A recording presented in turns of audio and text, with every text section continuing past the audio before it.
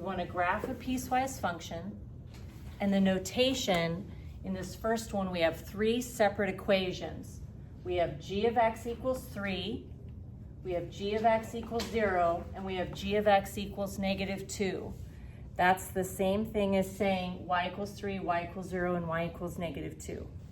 Now, if I ignore the parameters over here, if I were to graph y equals 3, that would just be a line that slices through the y-axis at 3.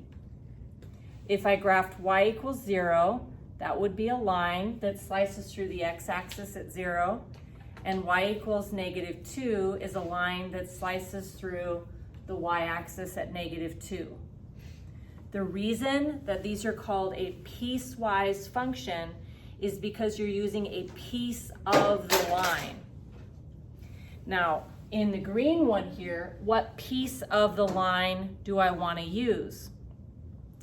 Well, let's look at, it says we want to do g of x is equal to 3 if x is less than 1. So where on this green line are we less than 1? Well, here's x is 1. So see how right here we're at x equals 1?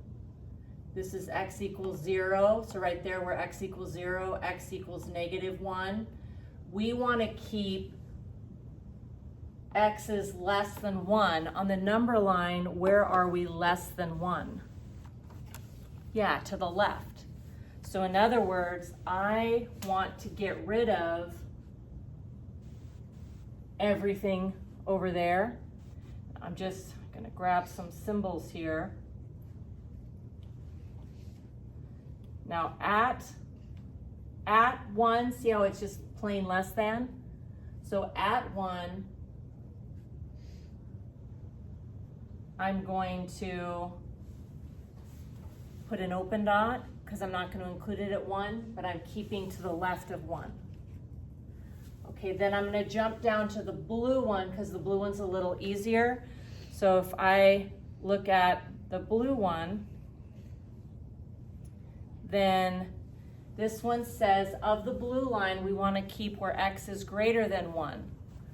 So of the blue line, if we're greater than 1, numbers that are greater than 1 are to the right. So we want to keep to the right. Now at the number 1 itself,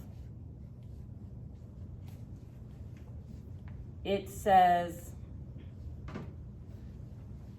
that we're not equal to, so it's an open dot and we're keeping to the right. Now of the red one, it says we're only going to keep at x equals 1.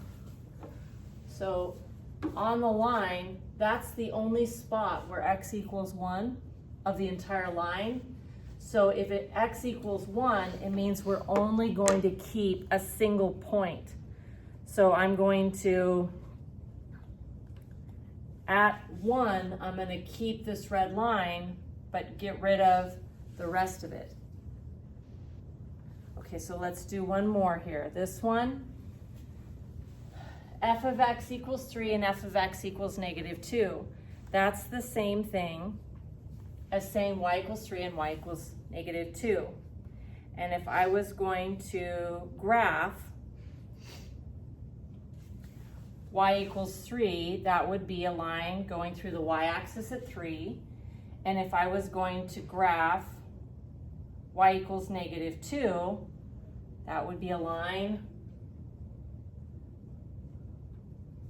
going through, sorry, that's, I'll make that blue. Okay, that would be a line going through at negative 2. So what piece of the line am I going to keep?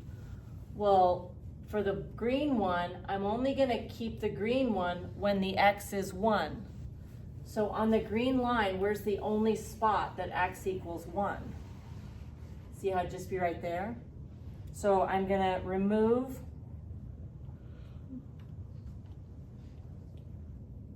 the line, and I'm only going to keep that single dot.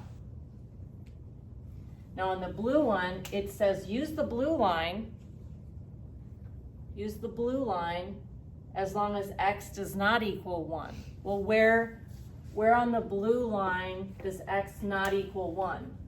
So right there, it equals 1. But here it does not equal 1, here it does not equal 1. Every point on here does not equal 1 except for at that one point. So I simply want to remove that one point and keep everything else.